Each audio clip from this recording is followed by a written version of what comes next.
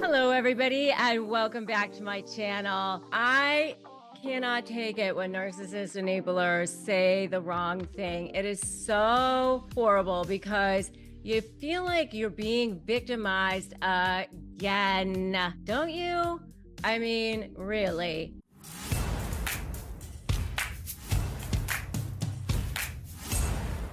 If you're new here, welcome. I'm Rebecca Zung. I am a globally recognized narcissist and high conflict communication expert, as well as an attorney. I am inviting you to subscribe to this channel and hit that notification bell. And for those of you who are returning, welcome back. Your support is so vital to this community and helping each other. Today, we are diving in to something that really hits close to home for so many of us, because things that narcissist enablers say, I mean, they say things that just really, you are, you're reaching out, you're trying to get support maybe for something that somebody's doing, and then they say something that's like, what?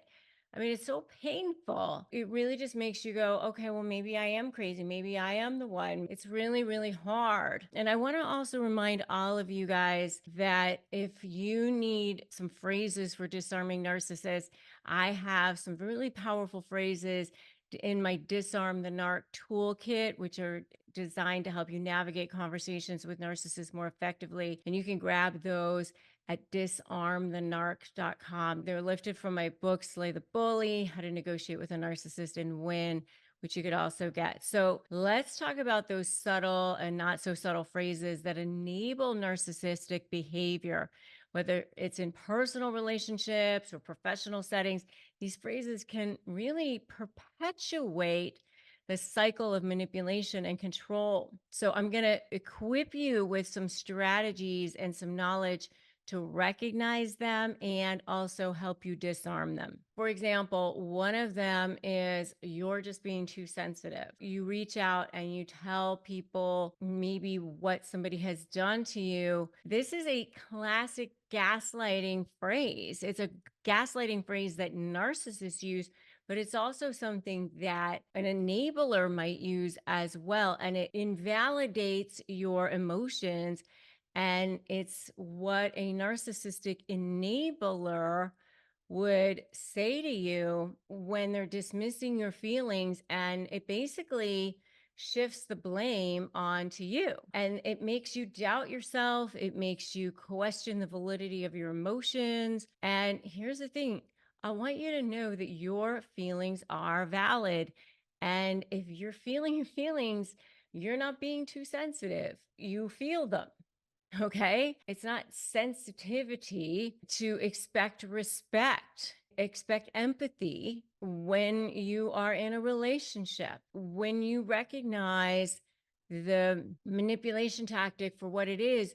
You can stand in your truth. Don't allow anyone to diminish your worth. Don't allow anyone to diminish your feelings. That's one. Another one I can say that I experienced when I was dealing with a covert narcissistic business partner was that doesn't seem so bad.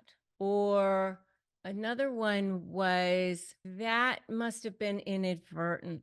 I mean, because they seem like they're so nice. You know, a lot of times they are only seeing the surface of what's going on with people. And so they're not allowing you space. They're not holding space for you when you're telling the person what's going on. And the problem is that they only see the surface of this person and they're not seeing the depth of what's really going on. The thing is with covert narcissists, especially, it's like death by a thousand cuts. And they see, well, they seem like they're such wonderful people. So obviously, if they did something to you, it must be inadvertent or it must have been a mistake, you know, because they're wonderful, right? And so those are a couple more that you might hear. Another one is, well, why can't you just let it go? Like this classic dismissal of your legitimate grievances when a narcissistic enabler just tells you to let it go. What they're really saying is they don't want to deal with the consequences of the other person's actions, or they don't want you to have to deal with the consequences of the person's actions.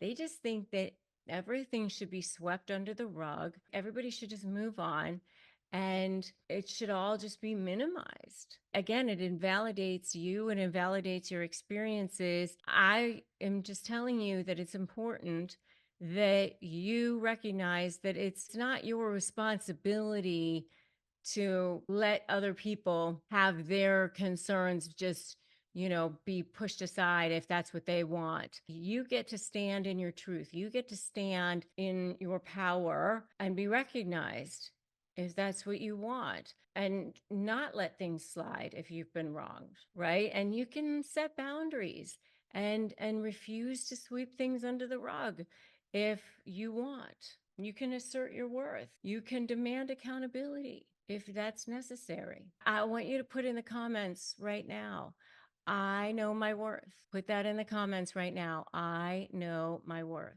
The next one is you're overreacting. Oh, that is so invalidating. When somebody says you're overreacting, I mean, it's totally trivializing your emotions and making you doubt the validity. I mean, what a way to make a person like go back into their shell, right? And invalidate you. That's a total gaslighting move. I mean, something similar is you're being paranoid. If you know in your heart and you feel in your intuition that something don't feel right, then you're not being paranoid. Protect yourself from manipulation and maintain your sense of self. If your intuition, your gut is telling you that something is off, something's off. I mean, stand up for yourself if you need to. Join my free private Facebook group, Narcissist Negotiators with Rebecca Zung. There's a lot of people in there supporting each other, so make sure that you do that. Know that your truth is telling you something. There's that gut inside of you, that whisper inside of you. That's your soul that's speaking to you right there. That's your truth.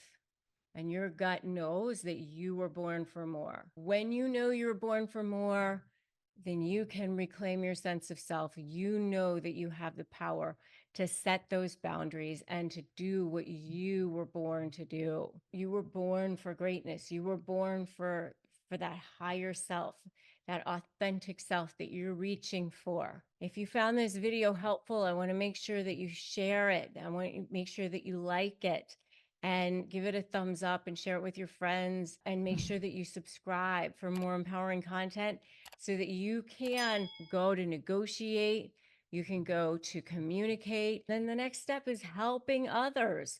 That's why I have a high conflict negotiation certification, so that you can learn to help people, coach people, and get my Disarm the Narc toolkit at disarmthenarc.com for phrases.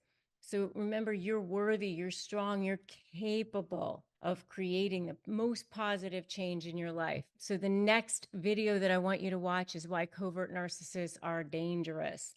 They're so dangerous. So go watch that video next. Remember that today is a great day to start negotiating your best life, and I will see you in that next video.